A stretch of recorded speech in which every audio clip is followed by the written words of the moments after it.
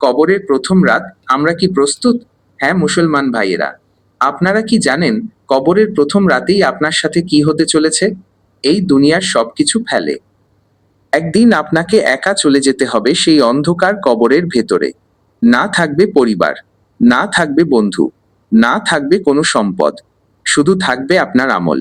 আর ঠিক সেই সময়ই দুইজন ফেরেশতা আসবেন, মুনকার ও নাকির। তারা আপনাকে বসিয়ে জিজ্ঞেস করবেন তিনটি প্রশ্ন: তোমার রব কে? তোমার দিন কি?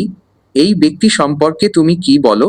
হজরত মুহাম্মদ, যদি আপনি দুনিয়াতে সঠিকভাবে ঈমান নিয়ে থাকেন তাহলে আপনি সহজেই উত্তর দিতে পারবেন, আমার রব আল্লাহ, আমার দ্বীন ইসলাম, আমার নবী হজরত মুহাম্মদ।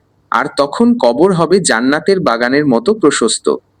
কিন্তু যদি আপনি দুনিয়ায় অবহেলা করেন, নামাজ না পড়েন, আল্লাহকে ভুলে যান, তাহলে সেই প্রশ্নের উত্তর দিতে পারবেন না।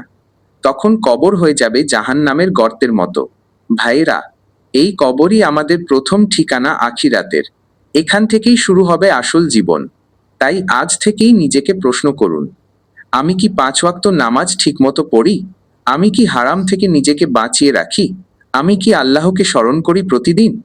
মনে রাখবেন, কবরের প্রশ্ন মুখে মুখে উত্তর দেওয়া যায় না, এটা আসে আপনার আমল আর ঈমান থেকে।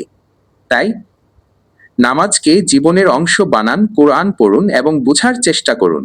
বেশি বেশি তওবা করুন, গুনাহ থেকে ফিরে আসুন। রাসূল বলেছেন, কবর হলো আখিরাতের প্রথম ধাপ। শেষ কথা, আজ আমরা বেঁচে আছি, কাল হয়তো থাকবো না। তাই প্রস্তুতি নিন আজই, কারণ কবরের সেই তিনটি প্রশ্নের উত্তর আপনাকেই দিতে হবে। আল্লাহ আমাদের সবাইকে কবরের আযাব থেকে হেফাজত করুন। আমিন।